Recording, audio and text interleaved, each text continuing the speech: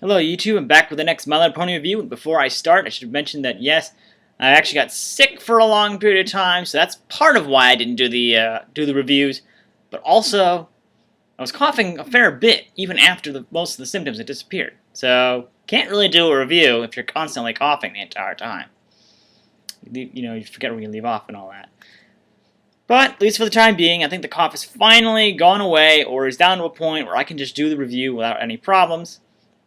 So, without further ado, let's get on with the review with The Golden Horseshoes. It's a two-part story involving Mimic, probably most G1 My Little Pony fans will recognize her as a toy that's highly sought after. I mean, if you actually want the figure, you're more than likely gonna have to pay a pretty penny for it. I don't know how much, but I'd say it's probably in the hundreds of dollars, if not more. Which is a lot, considering the fact it's one figure. And she makes an appearance here. She gets a two-part storyline involving, at first she ends up being sick because she needs the golden horseshoes. And as it turns out, she's basically, as far as we know, the only one affected. And that's probably because she's a descendant of the unicorn in a book that Mr. Moochick has that explains kind of the whole storyline of how, the golden horseshoes. And as it turns out, she's been getting sick because of the fact that the golden horseshoes have been moving further and further apart over time. So, and of course, since they have to end up going to get the horseshoes, it's not so easy, because each one basically involves them having to do something to get it.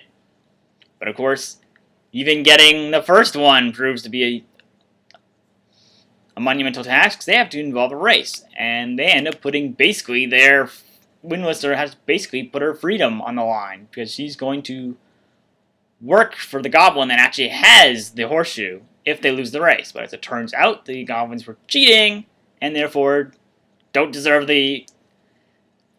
Therefore, Megan ends up kind of playing their game by, scaring them off to get the horseshoe. Because they need it from Mimic anyway, so they at least have a good cause for it.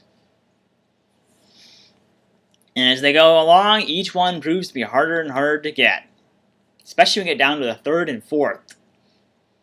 Fourth one probably the hardest of all, because there's a little girl who's basically having a blast using this horseshoe, kind of fly around with almost like a magic carpet, really. And it takes they have to show how Mimic is and show how important this horseshoe is to finally have it be given up to have Mimic be better again.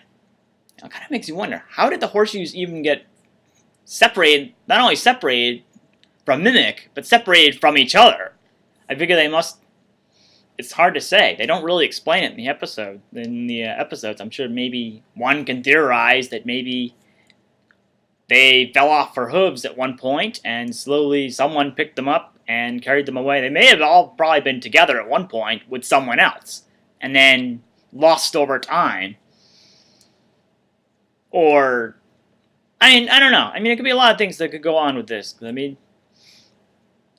Anything could have happened to those horseshoes in between, over the time they got lost. I figured maybe someone found one and was looking for the others, dropped the first ones, and two of them are now separate.